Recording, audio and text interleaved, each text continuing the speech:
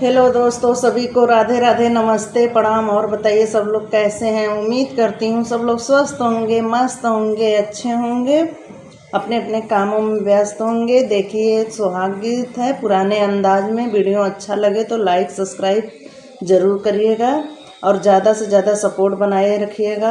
आप लोग से उम्मीद करती हूँ कि इसी तरह सपोर्ट करते रहिएगा, हमको आगे बढ़ाइए। देखिए सुहाग गीत है, अच्छा लगेगा तो चैनल को सब्सक्राइब जरूर करिएगा। कहाँ कति पाती कहाँ का मारो जी, कहाँ का राजा बाबू ब्याहन आए जी, कहाँ का राजा बाबू ब्याहन आए जी, कहाँ का राजा बाबू ब्याहन आए जी। जनकपुर कयाती पाती मारो छवायल जी, अवधपुर का राजा बाबू ब्याहन आए जी, अवधपुर का राजा बाबू ब्याहन आए जी।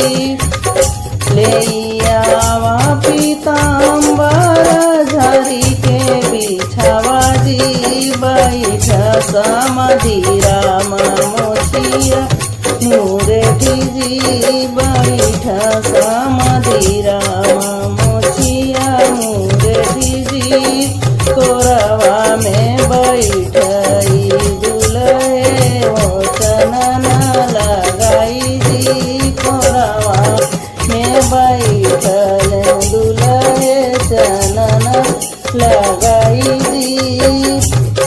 ले आवा पीताम्बर हो जारी के बिछावा जी, बैठल न बेटी के पापा मनावा उदास जी, बैठल न बेटी के पापा मनावा गिराई जी। कोरवा में बैठल न दुल्हनिया हो लटकी तराई जी, कोरवा में बैठल न बेटी हो ऋषियाई जी। के हंसी हंसी पूछल न दुल्हे रामा कहे के करे घुमाने धाना गैलू ऋषियाई जी। हंसी हंसी पूछल न दुल्हे रामा के करे घुमाने धाना गैलू ऋषियाई जी, करे घुमाने धाना लाकछी तराई जी, के करे घुमाने धाना लटछी तराई जी। बाबा के घुमाने दुल्हे गैली ऋषियाई जी, भैया के घुमाने दुल्हे लटछी तराई जी, भैया के घुमाने धाना लटछी तराई जी।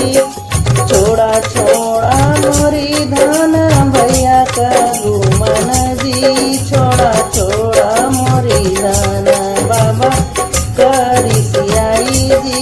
हमारे घुमने धाना गए भजनाई जी, हमारे घुमने धाना गर भजनाई जी। हमारे पगड़ी धाना बनलू सोहागिन जी, हमारे पगड़ी धाना बनलू सोहागिन जी। हमारे ई घरे धाना रहू हसी खुशी जी, हमारे ई घरे धानी रहू हसी खुशी जी। बपा मतरिया का मनावा बढ़ाऊ जी, बपा मतरिया